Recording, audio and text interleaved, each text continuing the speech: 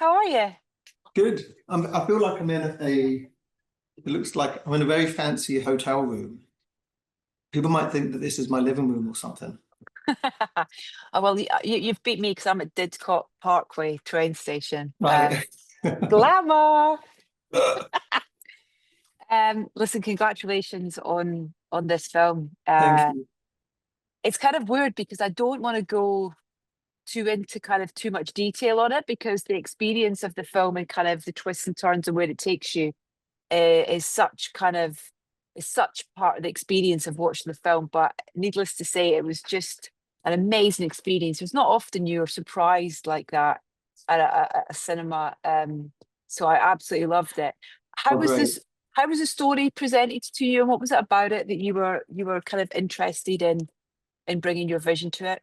It was what they call an ODA, open directing assignment. So it's a script that goes out and then, a few directors pitch on it. And I got it through scot-free, and I met those guys after I did my first film, and we were looking to do something together. And it was partly what you just said. It was that I couldn't predict it. And with a crime thriller, sometimes as an audience member, when you're reading something, you feel like you want to be able to beat the script or you want to outsmart it and see where it's going. And I just couldn't with this one. But it didn't felt like it was. It felt genuine, the twist that it took, and it was always rooted in character. And so I felt like I was in really good hands in terms of Brad being a storyteller.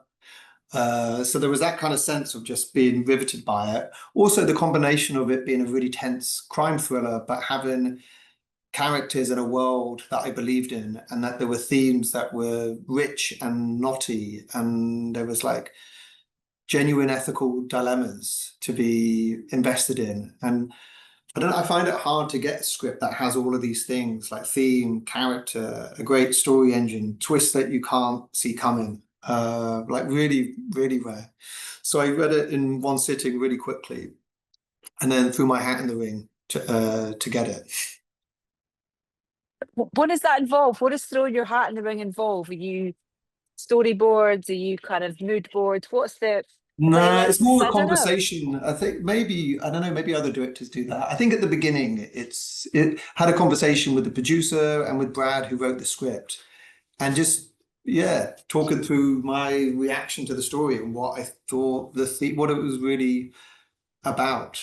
Mm. What and it was how you articulate that, what you want to protect when you bring it to the screen, where you think it might need further development, and you're just candid with the whole thing, and you win or lose, I suppose, that based on just how much you're in sync. Are you in the same frequency as the writer and producers? And I cannot remember what I said because it's probably like 2.5, 3.5 years ago Yeah.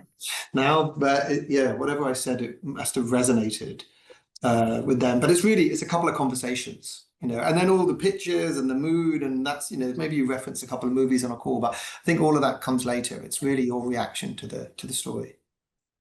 When do you start thinking about music? Like when you're writing a script, does music start kind of is it part of your imagination, your thought process when you're thinking about how you're going to make a film? No, it's always been much later for me. It's when I get into the edit. I'd love to go through a process where I'm working with a composer who's started as we're shooting. Yeah. But I just haven't, it usually doesn't work out the timings of that. So it's later, and maybe because I can't play an instrument, I'd be hesitant to dictate too specifically, like, oh, this is what it is. This one is Mhm. like freeform jazz. I just know this is going to work. Maybe I'll have that, but it's really in conversation with the composer, and I've worked with Jed twice now, and Yeah. it's showing images to him and me not saying too much and seeing what his ideas are. Because I also don't want to color his experience or for him to be hemmed into a particular lane. Yeah. Yeah. He's I actually just did a an event on Friday with John McLean for Tornado that Jet Oh, just great. did the scores. I mean, his scores are phenomenal. It's kind of just, and it's interesting because I I kind of get the impression that with every project, it kind of the project and the time frame kind of dictates as and when, at what point of the process he gets involved, sort of thing as well. But what were the kind of conversations that you had with him? Did you give him any kind of like, not reference points, but I don't know, themes and things that you wanted him to lean into or steer away from, really? Well, as I've worked with him, the second time as well as the first, they're both genre films to a certain degree, but we've always wanted to have the kind of aesthetic fingerprint of the music to not go into an obvious direction, and so sometimes it's a bit of negation, just like what we don't want it to be. And we were like, let's not make a score that's too pastoral or starts with kind of like melodic guitar. And Jed likes to respond a lot to a landscape and see and how, and it's interesting to see how that influences the instrumentation. And with this, he was just watching it, and he particularly the lake as well as the farm. But he really loved the idea of using, organic instruments as that have a very rustic quality to them, and then having, sort of disrupting that electronically underneath. And he liked the idea that you have this kind of beautiful lake where families go, but actually under the surface is where bodies could be dumped and things might resurface. And there was something in that similar thing with the relationship where these two women that are a bit broken in different ways put on the facade of wholesomeness when they first meet each other, but very quickly that becomes quite brittle and then there's cracks in it. So I think, that's what thematically that was part of the conversation, the landscape, and then this mother-daughter relationship. Also, we talked more like from a macro perspective of just across the whole film, we sometimes needed a very sensitive approach to the music, and it needed to be very delicate, almost fragile, and it could sort of fall apart. And then other times it needed to be very sort of muscular and big and sort of visceral and discordant and jarring. And so and then it becomes a judgment as you're putting in music into the film, like, you want to hold enough in the tank that you've got something left in the climax. And that's more just about listening to the whole score in the movie. So it's lots of different versions of conversations depending on where we are in the process.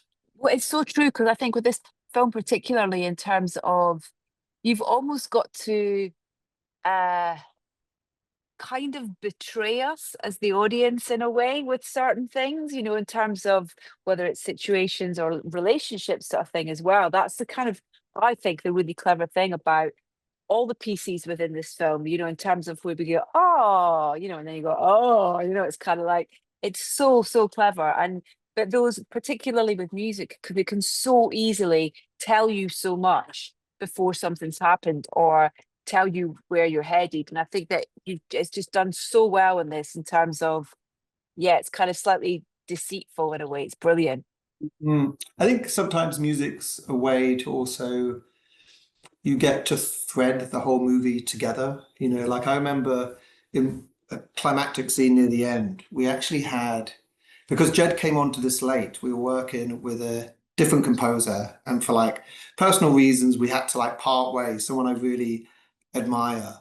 And the first person I thought of when we didn't work together was Jed. And so there was already a very sort of developed edit, and we were working with some temp. And like any composer, that's something there's maybe something good about that because it can articulate something where a director doesn't have a musical language or vernacular, but it's also it can get in the way very, very quickly. But Jed's very good at sort of going, okay, there's something interesting here, and then just pushing aside other bits of temp score and going, we can do better than that. Let's just move on from that. But I think in this climactic scene we had and I think it's known by film composers as the forbidden cue. It's Journey to the Line by Hans Zimmer. That was in Thin Red Line, and it's very big, and but it kind of nearly always works when you put it on something. And he watched the film and he was like, "Oh God, you've put that cue on." And I was like, "No, just ignore it, just ignore it."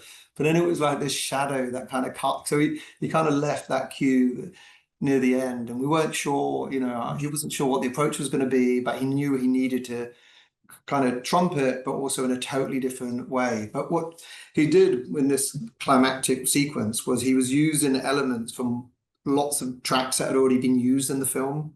And it kind of, he kind of waited at the end to attack that track, but he'd already created such a rich palette of sounds and music. It was like the whole sort of mosaic coming together. And then when you're repeating certain sounds and motifs and certain bits of instrumentation, it feels like the film as a whole. Mm. Yeah.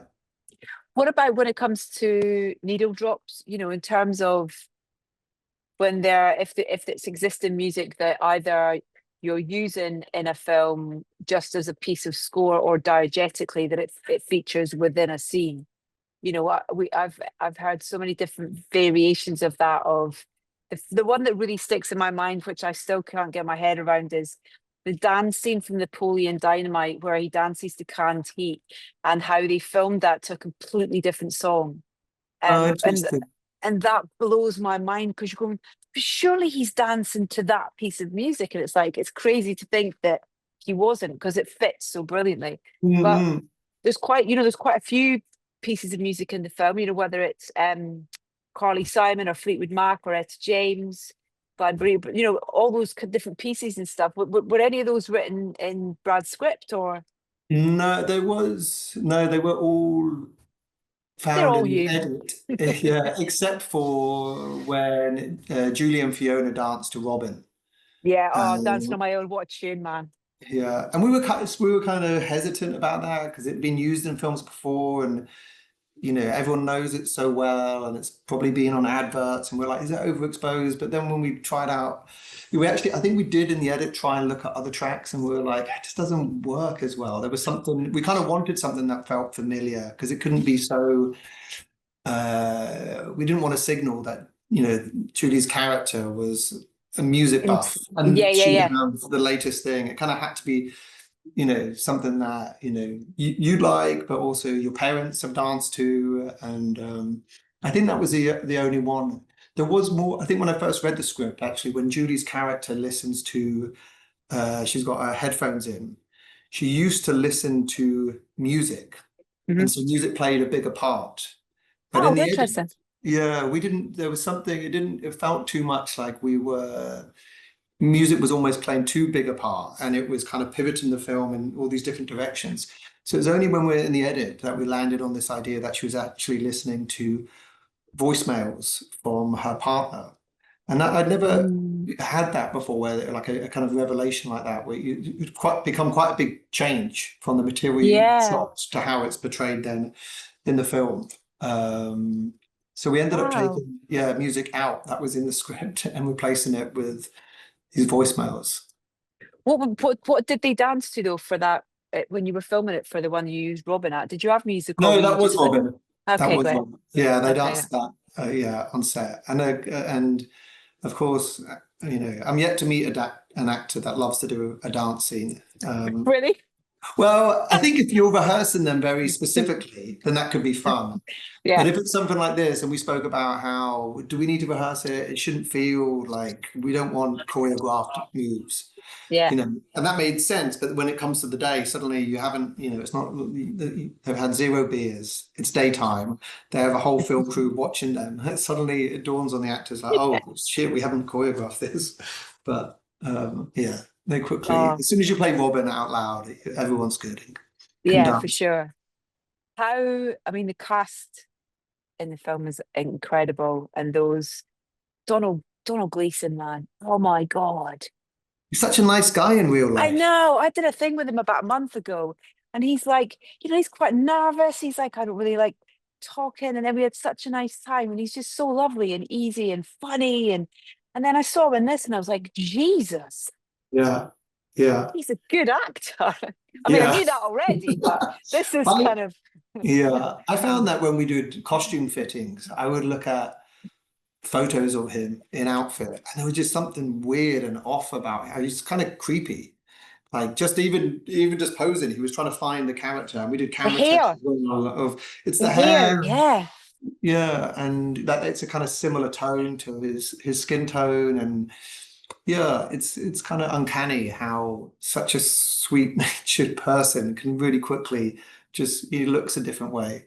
Yeah, it was great building the character with him. I think that was one thing that me and Brad continued to develop when I came onto the script, that I think the character was a tiny bit more archetypal of a bad guy, and he had tattoos and muscles, and there was a swagger, and I said, oh, maybe we should find an actor that isn't going to lean into that. Maybe we should go a different direction. And the character, it's not about how he throws his weight around so much, but it's about what's motivating him. He's this very serpentine figure that, like a snake, spots a vulnerable animal, and kind of coils itself around them. And Donald was great just in terms of the collaboration. He's asking all the right questions, like, well, what's really motivating him? It's not money. Is this some kind of strange revenge from being rejected by this family? And he looked for opportunities of humor. Like, I think some of the best jokes in the movie are from him sort of ad-libbing and improvising them. And he liked this idea that he would mispronounce words. So he was always trying to give the impression that he was smarter than he actually is. And so there's all these little nuances and details going through the script with Donal that you just kept on going over and over again, and you'd find new opportunities to sort of dimensionalize the character a bit more. So it was really great working with them. Oh, I think you might be on mute. I was just trying to avoid you hearing all the trains Oh. passing. Julianne Moore is Julianne Moore. I mean, she's just, but this, again, this film, and you feel like you've given her the opportunity to do something we've never seen her do. And that's amazing as a fan to kind of go, oh yeah.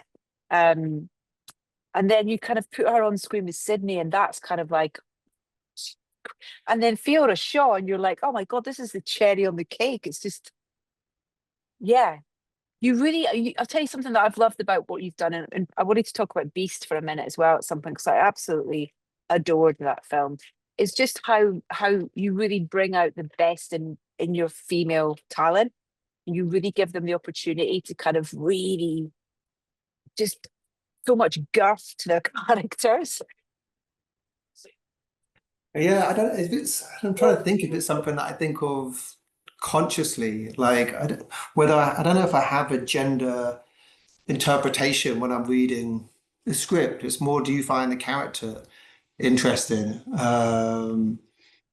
Yeah, and it's great to hear that Julianne is doing something different from what you've seen of her, because she's done so much, so many seminal Yeah, films, so much seminal work. But I think that's a testament to Brad's writing, that there's a kind of a character with a unique identity there. Like what I liked about this, especially for a thriller, is that maybe in a more conventional thriller there would be like one single problem the character's contending with. But with this, it's like everything's all happening all at once. The fraught relationship with her daughter, that she's grieving the loss of a partner, and that's kind of 9 months ago. So maybe her closest friends aren't calling her all the time, but for her, it's still extremely raw. That she's in a financially precarious situation, and that something about that felt true to life. Like, we've either yeah, been through it, or I know people close to me where it's all hit them at once, yeah. and life isn't as kind of elegantly parceled out as it is sometimes in a movie, and it all maybe in a drama you would get that. I thought in a thriller we've got a character who's struggling just to even get out of bed in the morning, considering what they're dealing with. And then if you throw in a character like Donal, when they're such a difficult place, I was like, that seemed exciting. So that maybe that's something that Julianne was also attracted to. Like, you could make a drama out of what her character is going through. Yeah. But then, to her to contend with all the things that are thrown at her, yeah, that felt unique. And Mm. maybe there is some kind of connection with what Jessie's character was going through in Beast. It wasn't just her relationship with Johnny's; it was also a toxic family dynamic, but the other way around. Mm. And half the movie was sort of focused on that. I remember thinking about that film, almost like a Prison Break movie, and it's just the irony is that she needed a monster to help break her free. Yeah. Um, yeah, there's something about family dynamics when people that are closest to you are cruel to each other. it's very it's painful and compelling. I don't know why I'm attracted to it because I grew up in a very loving household. And Sydney as well, you know, she's got this kind of really quite uh big ask of kind of, you know, playing a character, but playing a character within the character as well, you know, in terms of acting within the character, if that makes sense. You know what I mean? It's so good. Oh my God.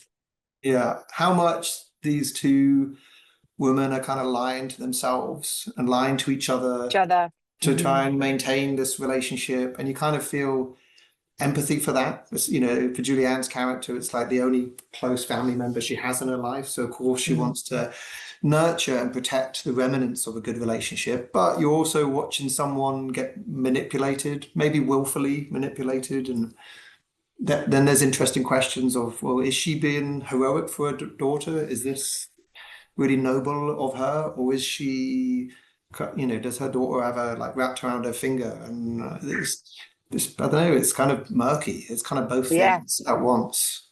It's also terrifying to watch being a parent.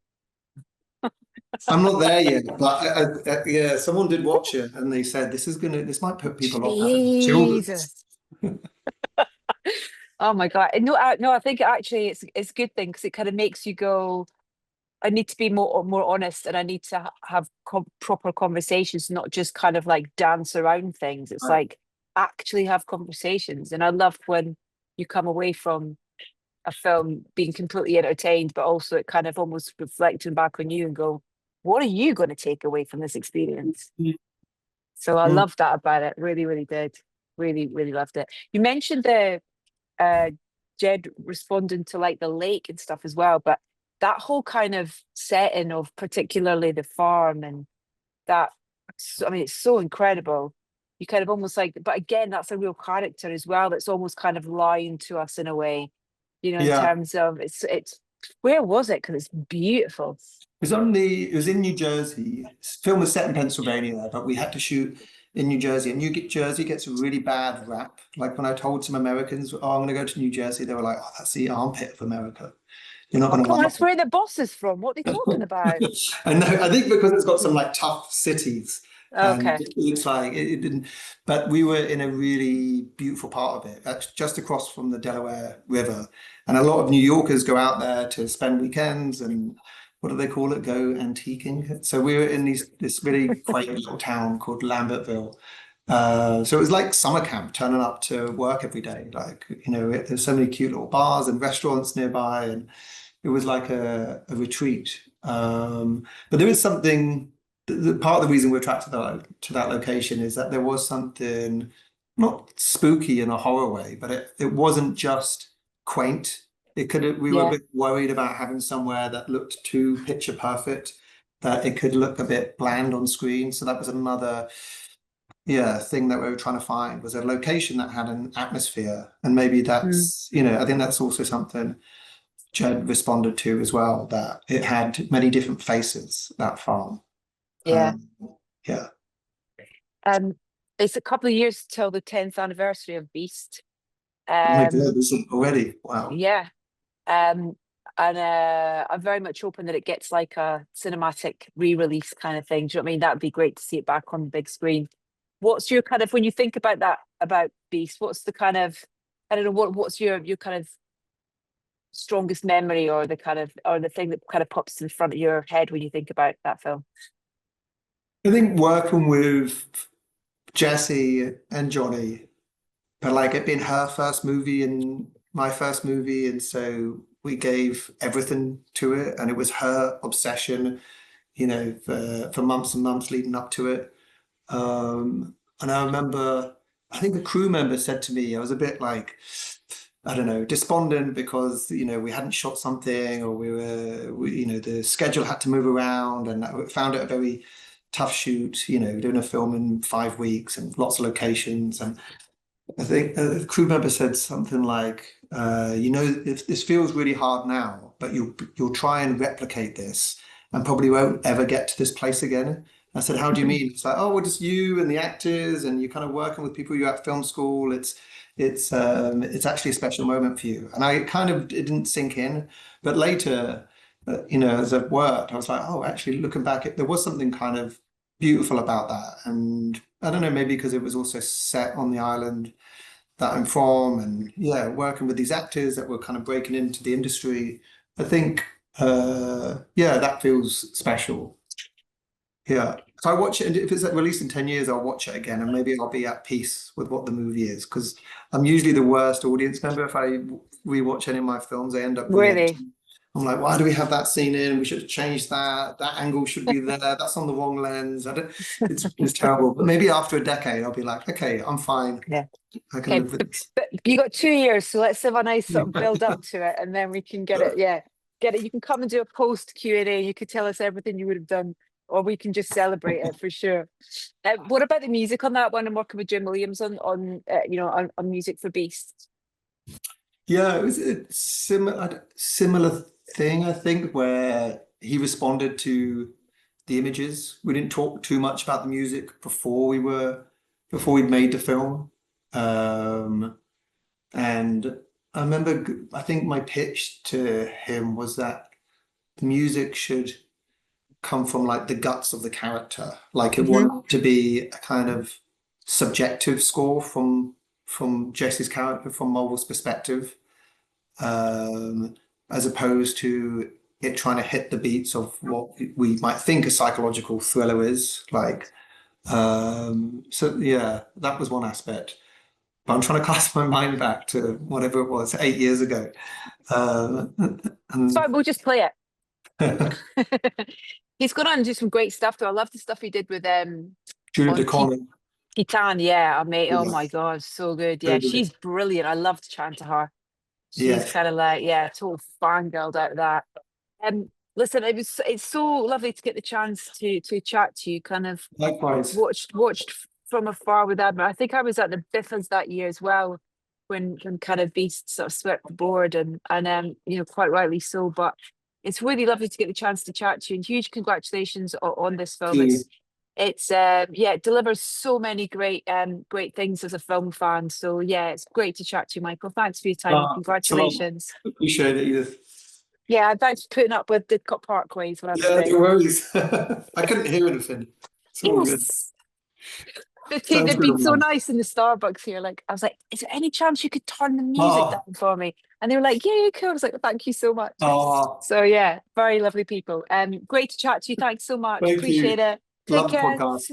Thank you so much. So proud Yeah. to have you on it. Thank you so Oh, much. thank you. Cheers, mate. Bye. Bye. See you later. Bye.